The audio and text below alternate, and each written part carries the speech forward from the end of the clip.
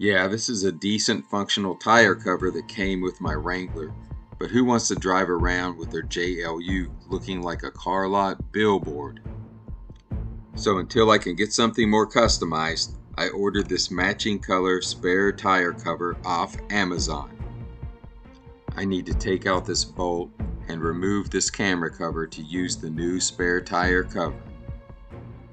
I used a T30 Torx tip screwdriver. This is what the camera looks like with the camera cover removed. This new spare tire cover has a protective camera cover made right into it.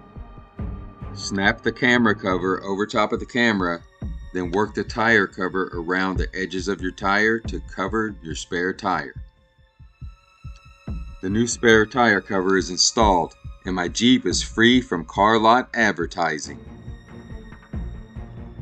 Please like this video and subscribe to my channel. On the back we'll be installing a trailer hitch and a trailer hitch light connector. Also an antenna or light mount and some whip lights. And just wait till you see what I'm installing on the front of the Jeep.